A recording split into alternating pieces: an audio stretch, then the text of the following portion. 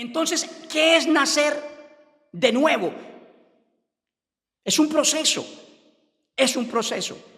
Y nacer de nuevo implica dos cosas, ya lo leímos al comienzo en San Juan. En el versículo 5 dice: respondió Jesús, de cierto te digo, que el que no naciere de agua y del Espíritu.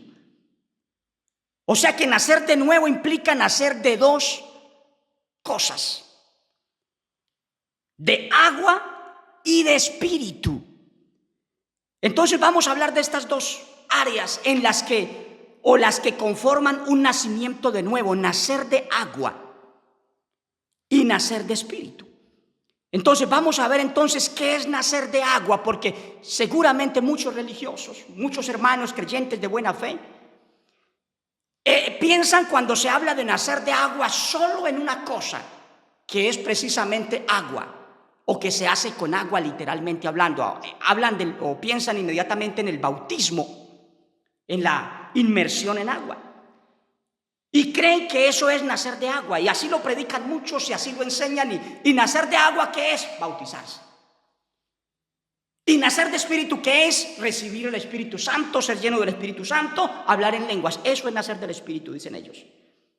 Pero hermano, a veces las formas de interpretar la Biblia son demasiado superficiales en muchos, porque hay un maná escondido en la palabra, que no es torcerla, que no es desviarla, al contrario, es sustentarla, es ahondar en ella, es darle la dimensión de profundidad sin desviarnos de la doctrina apostólica sana, la doctrina de Cristo.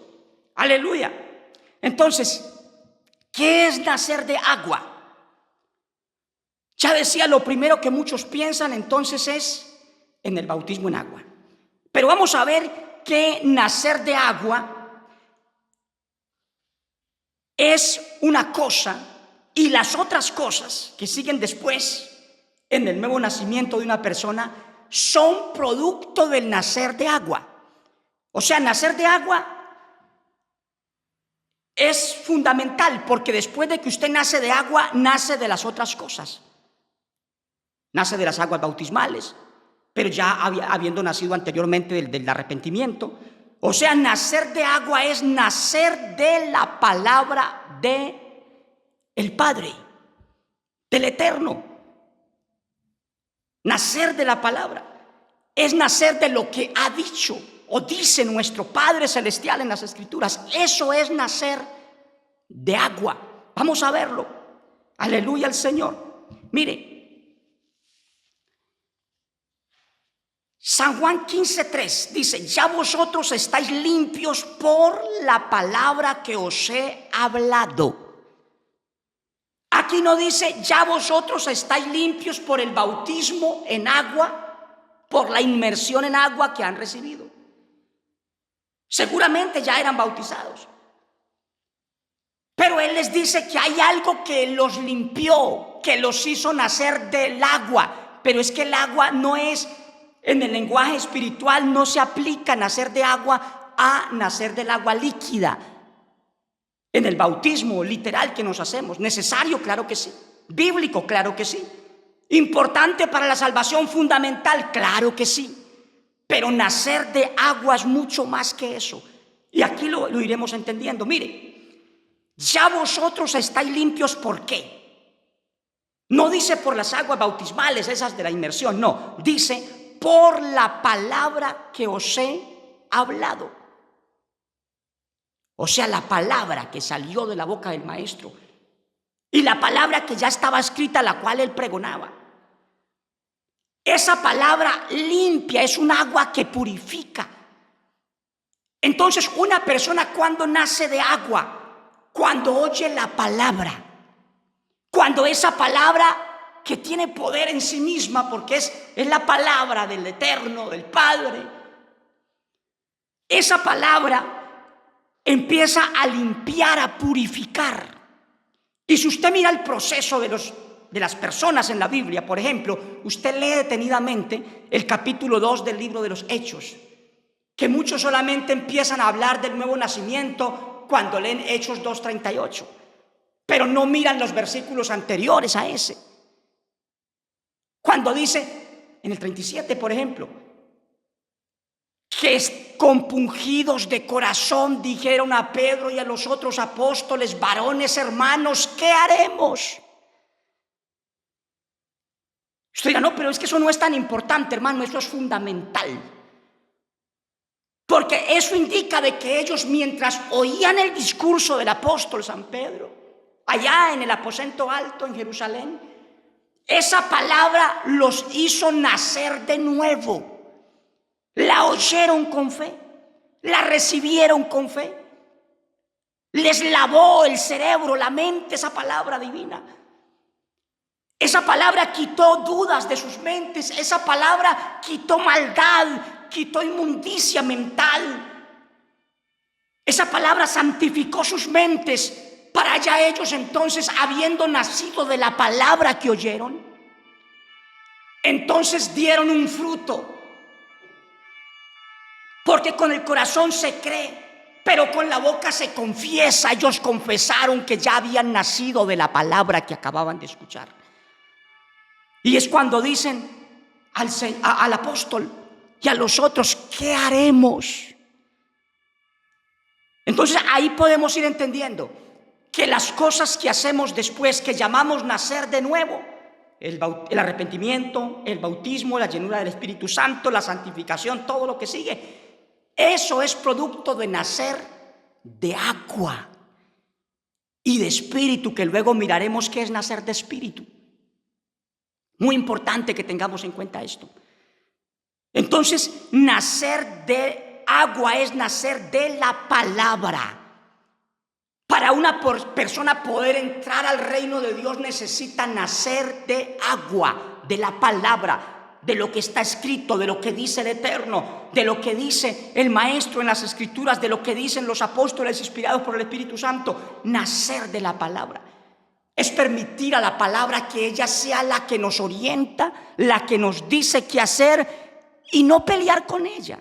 Porque ese es el problema de los que ya somos Nicodemos. O sea, maestros supuestamente, que ya nos sentimos grandecitos, que ya somos religiosos, que ya creemos en el Señor. Entonces ya decimos: no, yo ya no puedo nacer de la palabra, porque nacer de agua es muy difícil, porque me toca empezar de nuevo. Pero mire, es lo que hay que hacer. Entonces, nacer de agua es nacer de la palabra. Mire lo que sigue sustentando la Escritura con respecto a lo que realmente es nacer de agua. Que eso significa nacer de la palabra, es dejar que la palabra guíe, santifique, tome las riendas de nuestra vida. Como decía el salmista: lámpara es a mis pies tu palabra y lumbrera a mi camino. Es la palabra la que te tiene que guiar. No es lo que otro te dijo, lo que otro te armó, lo que otro te acomodó ahí en tu cabeza supuestamente, porque así es. No, así no es. Hay que decirlo todas las veces que sea necesario. El Señor dijo: el que en Él cree tiene que creer como dice la Escritura. Es la Escritura la que tiene el mandato. Entonces hay mucha gente que no nace de nuevo porque ellos contienden con la palabra y le buscan a la palabra por ahí un argumento, por ahí otro, para no nacer de nuevo. No, es que no. Es que tiene que ser así, es que tiene que ser como me dijeron, es que yo creo esto, es que yo pienso de esta manera. Hermano, nacer de nuevo es volvernos y hacernos como niños. Un niño no va al colegio, no va a la escuela a decir al profesor: así no es. Un niño se deja orientar, se deja guiar. Entonces, hermano, para uno poder nacer de nuevo, y no importa que sea como Nicodemo, un maestro, hermano, necesita volverse y hacerse como niño para poderlo lograr. Entonces, hay otro texto que sustenta esto. Ya leímos San Juan 15:3: ya vosotros estáis limpios por la palabra que os he hablado. O sea, es la palabra la que hace nacer de nuevo, la que limpia. Todo lo otro es resultado de ese nacimiento de la palabra. Y luego dice también el apóstol Santiago, en capítulo 1, versículo 18, dice: Él de su voluntad nos hizo nacer por la palabra de verdad, para que seamos primicias de sus criaturas. Oiga, el Padre Eterno nos hizo nacer a través del Espíritu Santo en nosotros, abriéndonos el entendimiento, porque el Espíritu Santo es el que convence, el que abre el entendimiento para que entendamos las Escrituras. Entonces, Él, dice el apóstol Santiago, aquí el siervo del Señor Santiago dice, Él de su voluntad nos hizo nacer por la palabra de verdad. Aquí no dice, Él nos hizo nacer por el agua bautismal. No, Él nos hizo nacer por la palabra de verdad. Porque hay palabra que no es de verdad. Hay falsa doctrina, hay doctrinas de hombres y mandamientos de hombres. Pero para nacer de nuevo, para entrar al reino de los cielos de verdad, necesitamos nacer de la palabra de verdad, para que seamos primicias de sus criaturas. Hermano, la primogenitura espiritual delante de la presencia del Señor la tiene el cristiano solo cuando está dispuesto a nacer de la palabra de verdad. Él de su voluntad nos hizo nacer por la palabra de verdad. Entonces el nuevo nacimiento, el nacimiento en agua, es el nacer de la palabra. De la palabra. Porque usted puede incluso ser ya bautizado y correctamente de pronto en el nombre del Señor Jesús, como lo manda la Biblia. Pero es posible que usted no haya nacido de la palabra, no haya nacido de la palabra de verdad. Porque usted es bautizado, pero quiere hacer lo que quiere, tomar las decisiones y seguir las suyas, no lo que le indica la palabra. Entonces, hermano, ese es el problema. Que no importa que usted ya sea bautizado, incluso que tenga algún ministerio, qué sé yo, pero es posible que usted no haya nacido de la palabra de verdad, sino que haya sido engañado. O es posible que aunque fue bautizado correctamente, nació de agua, en términos literales, porque fue bautizado en agua. Pero mire, aún así es posible que no haya nacido de el agua verdaderamente, porque no ha nacido de la palabra, que es esta agua que purifica, con la cual dice, ya vosotros estáis limpios por la palabra que os he hablado. Aquí Santiago dice, nos hizo nacer por la palabra de verdad. Pero ¿qué dice el apóstol Pablo en Efesios 5:26? Dice a la iglesia, dice, para santificarla, habiéndola purificado en el lavamiento del agua. ¿De cuál agua? ¿Del agua bautismal? No. En el lavamiento del agua por la palabra. ¿Sí se da cuenta? En el lavamiento del agua por la palabra. O sea, el agua es la palabra en términos espirituales, que purifica, que santifica, que limpia, que barre, que saca la suciedad de nuestra mente, de nuestro corazón.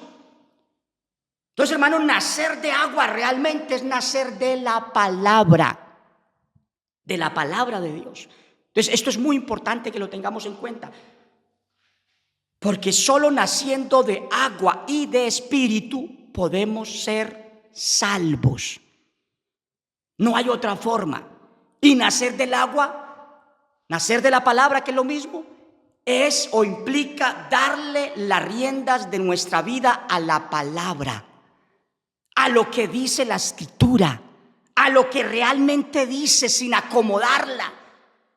Porque hay gente que está pegada en un pensamiento, en un credo religioso, y encuentra por ahí gente que le explica pero mal, y le da unos textos y él dice, no, así es porque así me enseñó el maestro tal de mi iglesia, o el pastor, o así creen en mi iglesia, y él se cree que está ahí haciendo lo correcto.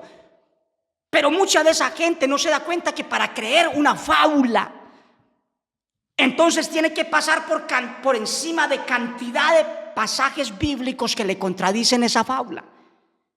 Por ejemplo, hay gente que llena iglesias y van a rendirle un culto a una imagen, por ejemplo, de un santo X que llamen ellos, y con mucho respeto y reverencia van allí. Y ellos no son, en cierta forma, más que unas víctimas de una mala formación en el conocimiento. pero consideran que hacen lo correcto. Entonces, ¿qué podemos decirle a eso? Pero también a otros muchos que no van a iglesias, que tienen imágenes físicamente hablando, literalmente hablando, de yeso, de qué sé yo, madera, lo que sea que las hagan. No, que tienen otro tipo de idolatría, de paganismo. Y usted dirá, pero ¿cómo es posible que eso exista? Claro que existe.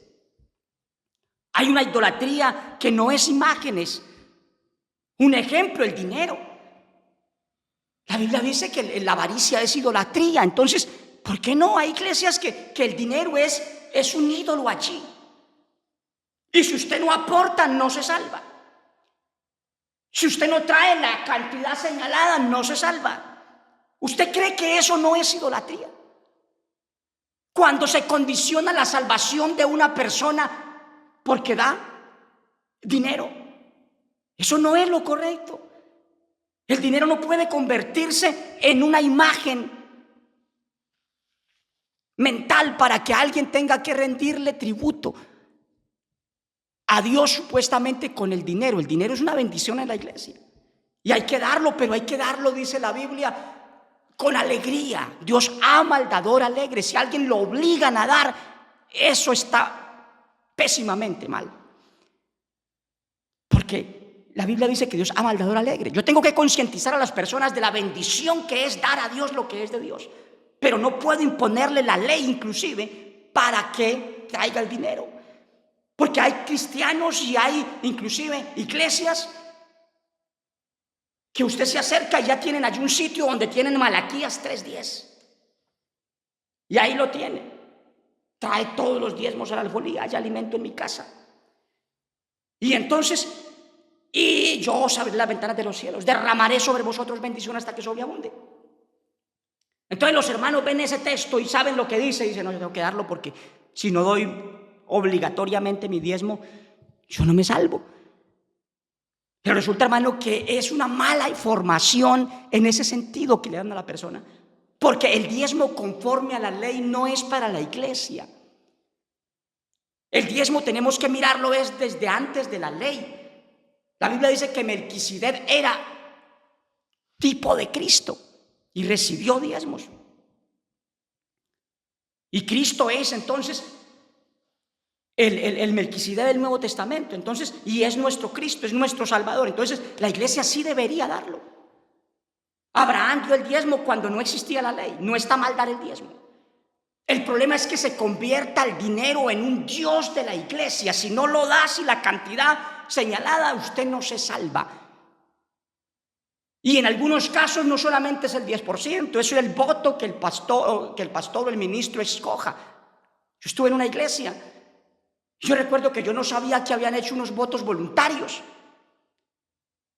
Y yo no sabía, yo fui a la reunión y luego salí de ella. Cuando estaba subiéndome al vehículo para venirme a mi transporte, me estoy subiendo cuando el pastor me agarra casi que del saco, de la camisa, y me dice, usted no ha dado, pero furioso, se le veía la rabia en la cara. Usted no ha dado el voto. Yo, pero ¿qué voto? Yo no sé nada. Y me dijo, no, es que los líderes prometimos o tenemos un compromiso de dar tanto. Entonces, hermano, eso es terrible. O sea, si yo soy un cristiano inmaduro, de una vez no vuelvo, no me congrego, no sigo a Cristo por ese motivo. Es poner tropiezo, hermano, porque se convierte el dinero en un factor de salvación, decisivo para la salvación. Y no, hermano. Claro que la Biblia dice que los ávaros no van al cielo, eso sí es verdad. Yo no debo creer que todo es para mí, todo lo que Dios me da es para mí. No. Yo sé que hay un porcentaje de mi dinero que le pertenece a Él y yo lo doy con gusto, con agrado. Es lo más fácil que yo le veo al evangelio, dar un 10%. Eso para mí no ha sido problema. Pero el problema es que se convierta el dinero en un ídolo en las congregaciones. Entonces, hermano, hay mucha idolatría, pero también hay otras cosas, hay otras doctrinas, por ejemplo, como las doctrinas que ya conocemos comúnmente. Y entonces la forman allí. Y todo lo que no esté bajo el pensamiento de la iglesia donde yo pertenecía, todo es malo. No importa qué dice la Biblia, No importa la historia real y genuina del cristianismo apostólico. Lo que importa es la doctrina que a mí me enseñaron cuando llegué a la iglesia, que asisto, por ejemplo. Hay gente que piensa así. Entonces hay mucho tipo de idolatría. Nacer de nuevo es nacer de la palabra del Señor. Eso es nacer de nuevo. Entonces yo quiero decirles, ¿es muy importante el bautismo en agua? Claro que sí. Y lo podemos mirar aquí mismo.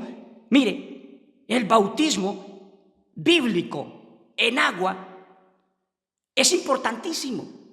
Es muy importante. ¿Y cómo tiene que ser ese bautismo? Es muy importante saberlo también. Mire, ¿cómo bautizaban los apóstoles? Esa es la mejor forma de hacer o llevar a cabo o hacerse, si no lo tiene, un bautismo correcto. ¿Cómo bautizaban los apóstoles? Bautizaban así. Mírenlo en la Biblia. Recuerde que el Señor dice a través de la palabra, dice, edificaos sobre el fundamento de los apóstoles y profetas. Yo tengo que creer y hacer como diga la Escritura que escribieron ellos, los santos hombres de Dios, inspirados por el Espíritu Santo. Entonces yo no tengo que pelear con la Biblia. Si la Biblia dice que es así, yo solamente tengo que hacerlo porque ese es mi deber. Yo tengo que nacer de la palabra, de lo que está escrito. No pelear con ella porque yo pienso que es diferente. No, dejemos esa peleadera con la palabra. La palabra hay que obedecerla y nada más. Así está escrito, así lo hacemos. Entonces, y lo que aparezca decir otra cosa, vamos a mirar quién fue el que puso eso ahí. Porque hay textos que trastornaron la doctrina genuina de los apóstoles porque le anexaron una parte al texto. Mateo 28, 19, ¿cierto? Primera de Juan 5:20, le quitaron la palabra mediante a ese texto. Es mediante a Cristo que estamos en el verdadero Dios y la vida eterna. Entonces, hermano, así mismo han adulterado la Escritura en muchas partes. Entonces, vamos a la palabra. ¿Cómo es el bautismo correcto? ¿Cómo bautizaron los apóstoles? Mire, ellos no bautizaron en la forma que muchos encuentran y ven e insisten que es la correcta, como es Mateo 28, 19. ¿Por qué no lo hicieron, hermano? Eso averígüelo usted. Hay otras versiones diferentes a la Reina Valera tradicional. Busque Biblias hebraicas, Reina Valera restaurada y otras que son de editoriales hebraicas. Recuerde que la Biblia dice la salvación viene de los judíos. La Biblia que nosotros manejamos tradicionalmente, el cristianismo, es una copia de la Biblia que mandó a sacar el Papa Jerónimo. Dámaso, el Papa, le ordena a uno de sus subalternos, a Jerónimo, que le traduzca una Biblia. Ahí hicieron la primer Biblia. Y esto lo he dicho antes en otra prédica, pero lo sigo diciendo para que aquí también usted lo escuche y le quede claro. Eso usted lo puede averiguar en las redes. Y sabe una cosa, hubo un grupo de personas que no quiso aceptar esa Biblia y con esos me identifico yo. ¿Por qué? Porque ese grupo de personas, dice la historia, que ahí la Iglesia Católica inventó o creó para el ámbito religioso cristiano la palabra hereje. Porque hubo un grupo de personas que en el año 300, cuando la Iglesia romana hizo su Biblia, ellos se rehusaron a recibir, a aceptar esa Biblia. ¿Y qué pasó con ellos? Entonces los señalaron de herejes. La palabra herejes viene de una palabra griega que quiere decir opción. Opción no quiere decir algo diabólico, ¿no? Opción. Ellos tomaron la opción de no aceptar esa Biblia escrita por la Iglesia romana. ¿Por qué no? Porque ellos, que tenían manuscritos originales de los apóstoles, sabían que ahí en esa Biblia le habían incorporado cosas erróneas. Seguramente vieron que en Mateo 28, 19 no dice en el nombre del Padre y del Hijo y del Espíritu Santo. Seguro eso no lo encontraron ellos, no lo tenían en sus manuscritos que ellos tenían antiguos, sino que encontraban solamente bautizándolos, sumergiéndolos en mi nombre. Así se encuentran en las Biblias hebraicas ese texto. Entonces, ¿cómo bautizaban los apóstoles? Mire, Felipe bautizaba en el nombre de Jesús. Léalo si quiere en casa. Hechos 8:16 dice que en Samaria no habían recibido la promesa del Espíritu Santo, pero que sí, dice allí que sí habían sido bautizados en el nombre de Jesús. Repito, Hechos 8, versículo 16. ¿Cómo bautizaba el apóstol Pedro a los judíos? Claro, esos piadosos que habían venido a Jerusalén de todas partes bajo el cielo, ¿cómo les ordenó bautizarse a los judíos? En el nombre del Señor Jesús. La tradición actual, la versión nueva, dice en el nombre de Jesucristo, pero la versión antigua dice en el nombre de Cristo Jesús, o de Yeshua HaMashiach, Jesús el Mesías. Entonces, a los judíos.